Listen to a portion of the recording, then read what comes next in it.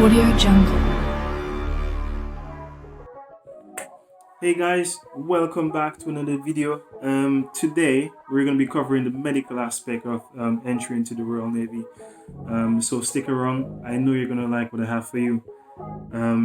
Yeah, just as an update, I'm going to be dropping a new video every like 1 or 2 weeks.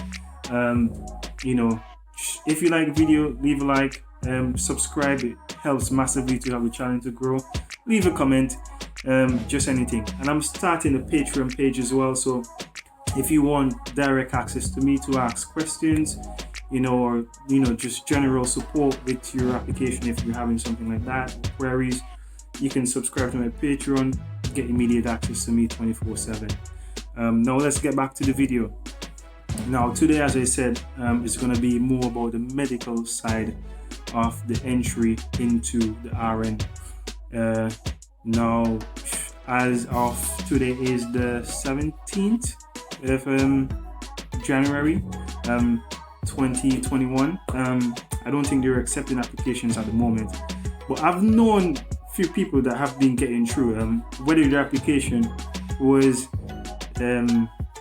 whether they made their application before or after the COVID pandemic, I'm not too sure. But as I always say, try every month to check up and to see the status of the application, whether they're taking people, yes or no. Now let's get back to business. Now, as I say, today is about the medical side of things. If you've already done your interview, you've got your call, you're in the UK now, you've by and large passed the triage phase of your application. This is where you get a phone call from, it would be a Navy personnel or Capital personnel. I think they're in charge of all medical related stuff for the Royal Navy. You'll get a call from Capital. They'll go over your medical questionnaire that you sent overseas back to them. Once that is complete, you'll afterwards schedule a walk-in. So you would basically go to a medical appointment really with a doctor, and they'll do various tests to see if you're suitable or not to continue with your application. This is one aspect that I think a lot of people get thrown off for, because your medical side of things is something that you really can control. You're either medically fit or you're not. There are certain areas where you can improve. You can be deemed temporarily medically unfit, or TMU, and if that's the case, there's something that you need to fix before you can carry on with your application. So if you are rejected for any reason within your medical phase, don't give up hope. You can always try again. Now, one of the tests that people usually joke about is testicle grabbing, stuff like those. It's nothing like that. It's a bit more generalized.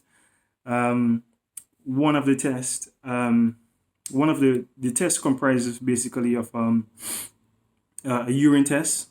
They check your urine for anything, like protein powder, blood. It could be STIs, stuff like those. They test your sight, they test your hearing, your reflexes. They test to see if you can voluntarily close one eye or not. I know some people struggle with this, and this is because you're going to be using a rifle at some point during your basic training.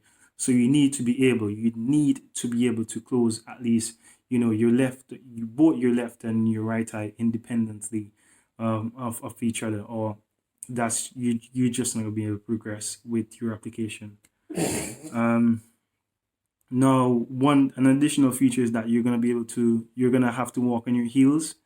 I don't know what this is for, honestly. But everyone I know had to walk on their heels. I guess it's to see if you have any broken bones. You're gonna do a blood pressure test, and a color perception test to see if you're not colorblind, because you're going to be working in different environments, and you need to be able to make the right choices at some point when you get faced with certain decisions. Now, this medical examination usually takes about half an hour the most, and at the end of it, all your medical results get forwarded. Whether you pass or fail would get forwarded to your AFCO or your Armed Forces Career Officer, the person that is essentially handling your application, and they will then book your pre-joining fitness test or run for you to do. I'll cover that, as well as your PRNC, your pre-Royal Navy joining course, in the next video. So stick around for that.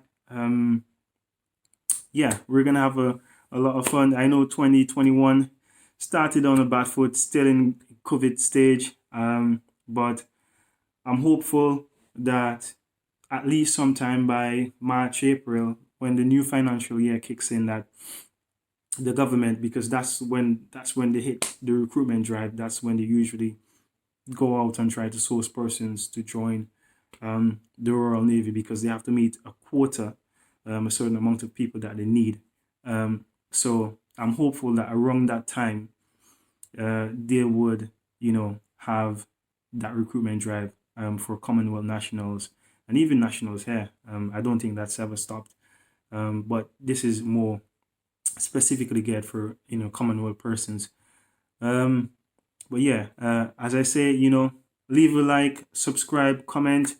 A lot of you watching are not subscribe, and just stay tuned for a lot more videos. Subscribe to my Patreon below. It will help the channel grow, and I'll see you guys in the next one.